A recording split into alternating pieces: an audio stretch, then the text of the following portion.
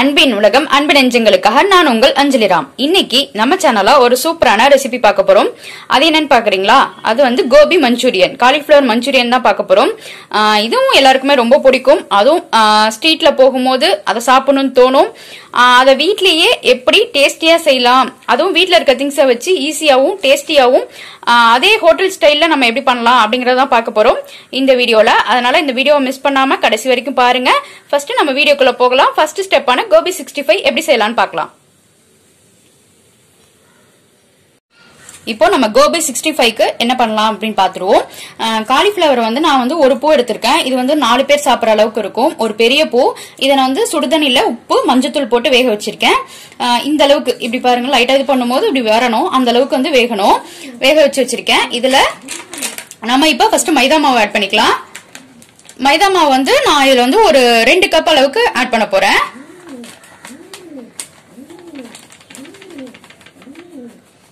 இப்போ 2 கப் மைதா மாவுனா அதுக்கு ஒரு 1/2 கப் வந்து கார்ன்ஃபிளவர் எடுத்துக்கோங்க. மைதா தான் நிறைய இருக்கணும், கார்ன்ஃபிளவர் வந்து கம்மியா இருக்கணும். சோ நான் ஒரு 1/4 கப் அளவுக்கு கார்ன்ஃபிளவர் சேர்த்துக்கிறேன்.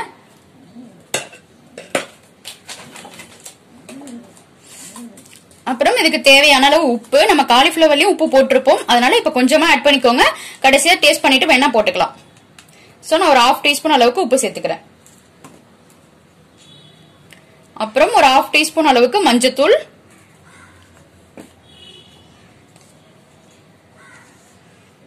ஒரு டீஸ்பூன் அளவுக்கு நான் மிளகாய் தூள் சேர்த்துக்கிறேன், தனி மிளகாய் தூள். நீங்க காரத்துக்கு தகுந்த மாதிரி சேர்த்துக்கோங்க.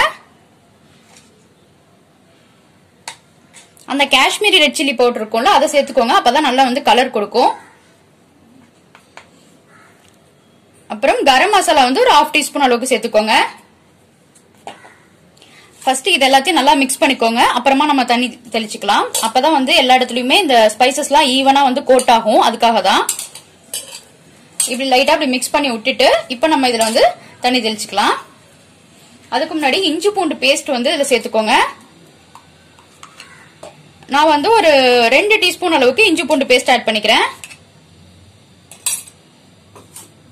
இப்போ இதை தண்ணி தெளிச்சு லைட்டா பிசைஞ்சுக்கோங்க. தண்ணி தெளிச்சு பிசைங்க, நிறைய இல்லைன்னா தண்ணி வந்து ஊத்திட்டீங்கன்னா அப்படியே தண்ணி ஆயிடும், அது அப்புறம் ஒட்டாது. அதனால இப்படி லைட்டா தண்ணி தெளிச்சு பிசைஞ்சுக்கலாம் நம்ம. இப்ப பாத்தீங்களா, இந்த மாதிரி பிசைஞ்சு வச்சுக்கோங்க. பாருங்க, காலிஃபிளவரும் தெரியணும், அதே சமயத்துல மாவும் வந்து கோட்டா இருக்கணும், இந்த மாதிரி தான் இருக்கணும். இது மாதிரி பிசைஞ்சு நம்ம வந்து மேரினேஷன் பண்ணணும். ஃப்ரிட்ஜ்ல வைக்கலாம், பட் ஃப்ரிட்ஜ்ல வைக்காம வெளியிலேயே ஒரு 2 மணி நேரத்துக்கு முன்னாடி இந்த மாதிரி மிக்ஸ் மட்டும் பண்ணி வச்சுக்கோங்க. ஃப்ரிட்ஜ்ல வச்சா நம்ம வந்து கொஞ்சம் ஆயில் வந்து அதிகமா இருக்கிற மாதிரி இருக்கும் டீப் ஃப்ரை பண்ணும் போது, அதனால ஃப்ரிட்ஜ்ல வைக்காதீங்க. அதை விட வந்து ஒரு 2 மணி நேரம் முன்னாடியே பண்ணி வச்சிட்டீங்க அப்படின்னா ரொம்ப டேஸ்டியாவும் இருக்கும், அதே சமயத்துல ஆயில் நிறைய இருக்காது. சாப்பிடும் போது நம்ம பயப்படாம சாப்பிடலாம், என்ன ஏதோ செய்யுமோ அப்படிங்கிற பயம் தேவையில்லை. அதனால இந்த மாதிரி ட்ரை பண்ணி பாருங்க. இதுதான் ரொம்ப முக்கியம். இது எவ்வளவு நேரம் ஊறுதோ அந்த அளவுக்கு தான் நமக்கு வந்து டேஸ்ட் இருக்கும். அதனால இப்ப நீங்க ஈவினிங் வந்து ஒரு 6 o'clock செய்ய போறீங்க அப்படின்னா நீங்க ஒரு 4 மணிக்கே வந்து இதை ரெடி பண்ணி வச்சுக்கோங்க, அப்பதான் நல்லா இருக்கும். இப்ப வந்து இது 2 மணி நேரம் ஊறட்டும். ஊறுனதும் நம்ம வந்து டீப் ஃப்ரை பண்ணிக்கலாம். இப்போ நம்ம வந்து பகோடா 65 பண்றதுக்காக நம்ம மாவு வந்து 2 மணி நேரம் பிசைஞ்சு ஊற வச்சிருந்தோம். இப்ப 2 மணி நேரம் ஆயிடுச்சு. இப்ப பாத்தீங்கன்னா தெரியும், நல்லா ஒட்டிட்டு இருக்கு பாருங்க, அப்படியே கெட்டியா. காலிஃபிளவரும் லைட்டா தெரியுது, அந்த மாவும் தெரியும். இந்த மாதிரிதான் இருக்கணும். இப்படி இருந்தாதான் நம்ம போடும் போது நல்லா கிறிஸ்பியாவும் இருக்கும், டேஸ்டாவும் இருக்கும். இப்ப இது நல்லா ஊறிடுச்சு. இப்ப நம்ம இந்த இஞ்சி பூண்டு பிளேவரு, மிளகாய் தூள் எல்லாமே அதுக்குள்ள நல்லா போயிருக்கும். இப்ப நான் வந்து எண்ணெய் சட்டியை வந்து காய வச்சுட்டேன். இப்ப அதுல எண்ணெயும் ஊத்தியாச்சு. நம்ம இப்ப ஃப்ரை பண்ணிடலாம். எண்ணெய் காஞ்சிருச்சு, நல்லா காஞ்சிருச்சான்னு இப்படி செக் பண்ணி பாருங்க. செக் பண்ணி பார்த்துட்டு போடுங்க. எண்ணெய் காயாம போட்டீங்க அப்படின்னா எண்ணெய் வந்து நிறைய குடிக்கும். எண்ணெய் நிறைய இருந்தா நமக்கு வந்து சாப்பிட முடியாது. அதனால நல்லா காஞ்சதுக்கு அப்புறம் போடுங்க.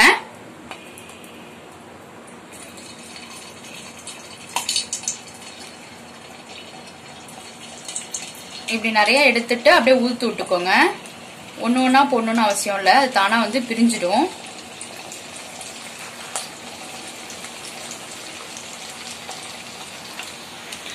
நம்ம காலிஃபிளவர் போட்டதும் வந்து உடனே பெரட்டக்கூடாது. இந்த மாதிரி இப்ப கலர் சேஞ்ச் ஆயிருக்கு பாத்தீங்களா, இந்த மாதிரி சேஞ்ச் ஆனதுக்கு அப்புறம் தான் நம்ம இப்படி பெரட்டி விடணும். பெரட்டி விட்டீங்கன்னா போதும். இந்த மாதிரி பெரட்டி விட்டு ஒரு 1 நிமிஷம் இருந்தா போதும். மீடியம் ஃபிளேம்லயே வச்சுக்கோங்க.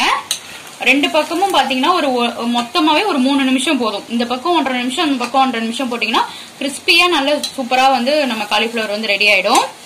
பாத்தீங்களா, இந்த மாதிரி நல்லா வந்து பெரட்டி விடுங்க. ஒரு 3 நிமிஷத்துல நம்ம காலிஃபிளவர் வந்து ரெடி ஆயிடும். மீடியம் ஃபிளேம்ல வச்சுக்கோங்க, ரொம்ப ஹை ஃபிளேம்ல வைக்காதீங்க. உள்ள பூ வந்து வேகாது, மேல லேயர் மட்டும் கிறிஸ்பியா இருக்கிற மாதிரி இருக்கும். அதனாலதான் மீடியம் ஃபிளேம்ல வச்சிருந்தீங்கன்னா ஈவனா வேகும். அவ்வளவுதான், இன்னும் ஒரு 1 நிமிஷத்துல நம்ம காலிஃபிளவர் வந்து ரெடி ஆயிடும். இப்ப நம்ம காலிஃபிளவர் வந்து ரெடி ஆயிடுச்சு. பாத்தீங்களா எவ்வளவு கலர் சூப்பரா இருக்கு பாத்தீங்களா. இப்ப நம்ம எடுத்து பிளேட் பண்ணிக்கலாம். இப்ப நம்ம கோபி மஞ்சூரியனுக்கு வந்து ஃபர்ஸ்ட் வந்து காலிஃபிளவரை ஃப்ரை பண்ணி எடுத்தாச்சு. இந்த ஸ்டெப் முடிஞ்சிட்டனாலே அடுத்த ஸ்டெப் வந்து ரொம்ப ஈஸி. இதுதான் வந்து வேலையை கொடுக்கும். இந்த ஸ்டெப்ல பாருங்க எவ்வளவு கிறிஸ்பியா இருக்கு பாத்தீங்களா. இந்த மாதிரி தான் இருக்கணும், இந்த மாதிரி தனித்தனியா இருக்கணும். அதுக்கு நான் சொன்ன ஸ்டெப் எல்லாம் ஃபாலோ பண்ணி செஞ்சீங்கன்னா இதே மாதிரி இருக்கும். இப்ப நம்ம வந்து மஞ்சூரியன் எப்படி பண்ணலாம், அந்த மஞ்சூரியனுக்கான சாஸ் எப்படி பண்ணலாம்னு பார்த்தலாம். இப்போ நம்ம வந்து கோபி மஞ்சூரியனுக்கு தேவையான பகோடா எல்லாம் ரெடி பண்ணியாச்சு. இப்ப பகோடா பாருங்க ரெடி பண்ணி வச்சாச்சு. எவ்வளவு கலர்ஃபுல்லா இருக்குல்ல. இப்ப நம்ம மஞ்சூரியன் பண்றதை பார்த்தலாம். மஞ்சூரியனுக்கு நான் பேன்ல எண்ணெய் ஊத்திருக்கேன். பேன் நல்லா ஹீட்டா இருக்கணும். அப்பதான் வந்து மஞ்சூரியன்ல உள்ள போற நம்ம வெஜிடபிள்ஸ் எல்லாம் வந்து அப்படியே கிரன்ச்சியா இருக்கணும். அதனால நல்லா ஹீட்ல வச்சுக்கோங்க. இப்ப வந்து பூண்டு பாத்தீங்கன்னா ஒரு 7 பல்லு பூண்டை வந்து நான் இந்த மாதிரி குட்டி குட்டியா நறுக்கி வச்சிருக்கேன். அதை சேர்த்துக்கலாம். ஃபர்ஸ்ட்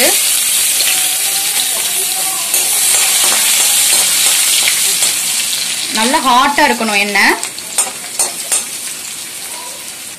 இப்ப நம்ம பூண்டு பாத்தீங்கன்னா கலர் மாறிடுச்சு பாத்தீங்களா. இந்த மாதிரி லைட்டா மெரூன் கலர் வரும் போதே நம்ம வந்து வெங்காயத்தை ஆட் பண்ணிக்கலாம். வெங்காயம் பாத்தீங்கன்னா ரொம்ப பொடியா நறுக்கி வச்சிருக்கேன். உங்கள்கிட்ட சாப்பர் இருந்துச்சுன்னா சாப்பர்ல போட்டு நறுக்கிக்கோங்க. அதை சேர்த்துக்கலாம்.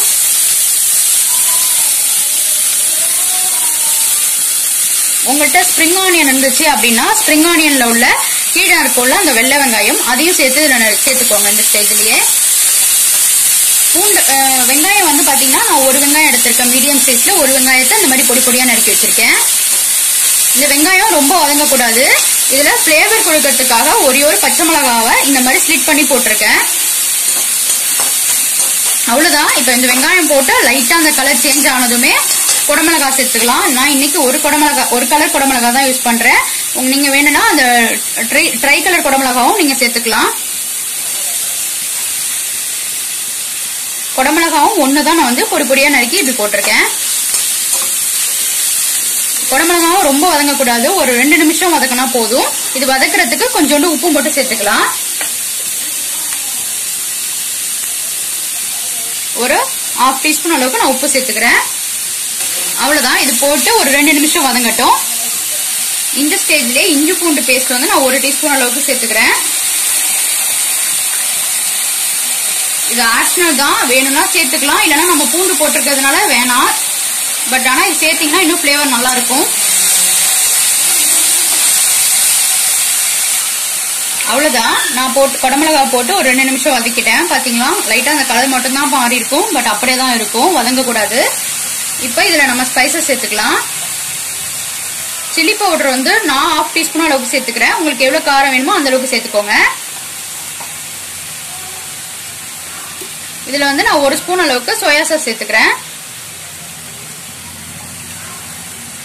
சோயா சாஸ் அதிகமா சேர்த்துட்டீங்கன்னா புளிக்கும், அதனால 1 ஸ்பூன் அளவு மட்டும் சேர்த்துக்கோங்க.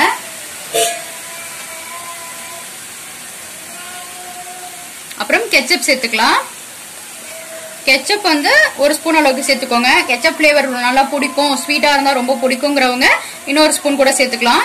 இதை உங்க டேஸ்ட்டுக்கு சேர்ந்த மாதிரி ஆட் பண்ணிக்கோங்க. நான் 1 ஸ்பூன் அளவுக்கு ஆட் பண்ணிக்கிறேன். அவ்வளவுதான். நம்ம ஸ்பைசஸ் எல்லாம் சேர்த்தாச்சு. இப்ப இது போட்டு ஒரு நிமிஷம் மட்டும் வதங்கட்டும். இப்ப நம்ம போட்ட மிளகாய் தூளோட பச்சை ஸ்மெல்லும் போயிடுச்சு. இதுல நம்ம வந்து கார்ன்ஃபிளவர் வந்து 1 ஸ்பூன் எடுத்துக்கிட்டு தண்ணியை கரைச்சி வச்சுக்கோங்க. இந்த மாதிரி அதை சேர்த்துக்கலாம். சப்போஸ் உங்கள்கிட்ட கார்ன்ஃபிளவர் இல்ல அப்படின்னா நீங்க அரிசி மாவு கூட 1 ஸ்பூன் சேர்த்துக்கலாம். லைட்டா தண்ணி ஊத்தி நல்லா மிக்ஸ் பண்ணிக்கோங்க.